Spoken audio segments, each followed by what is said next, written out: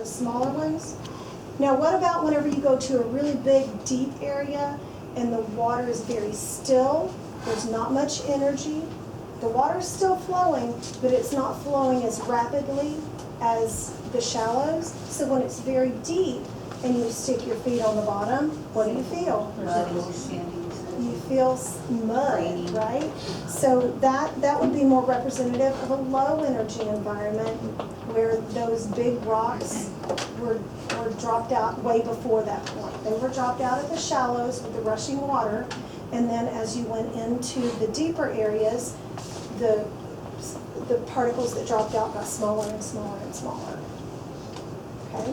Y'all may not know that here because the rivers here are nice and clear. I didn't know there were rivers that were clear until, oh yeah, she wants a chair, until I've been down to Central Texas. Because I grew up around sandstone and it looked like that. Okay, sorry about that.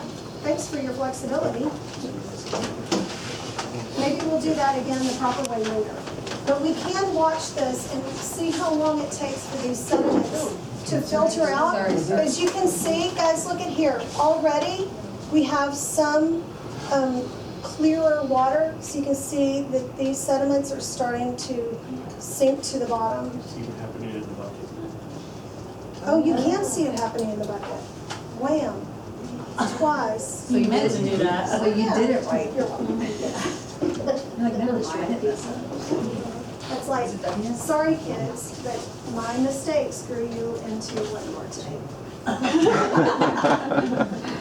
Okay, we're moving to that, screw that up, all right. Okay, deposition. So the mineral composition of sand provides information about the parent rock material from where the sand originated.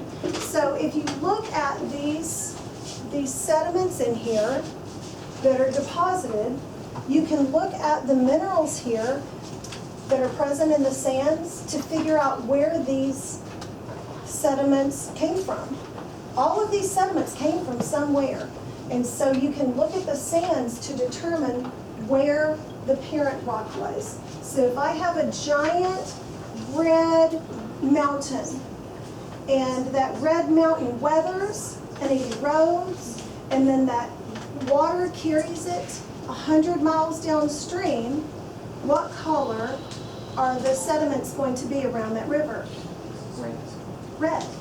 Because that red sediment came from the red mountain. I'm not saying there's red mountains or you're going to get red sediments, but you just might.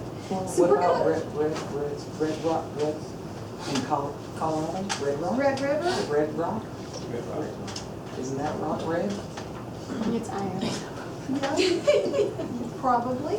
Oh, you were saying that there's no red mountains, so I was wondering, isn't that considered? Yes, if that rock that you're talking about is a sedimentary rock that has a lot of iron in it that came from some other minerals somewhere. Okay, so let's get back on track.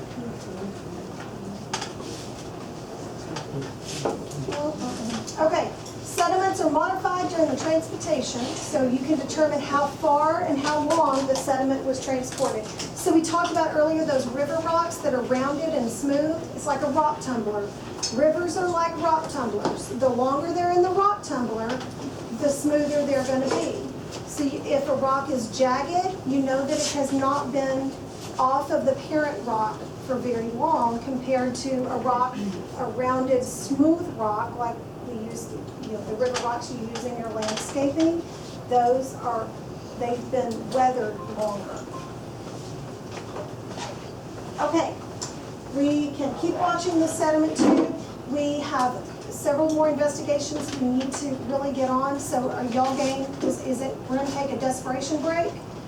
Not 5 minutes, we're going to do 3, and then we'll get going on our next lab, okay? And you can get out your smart scopes if you want.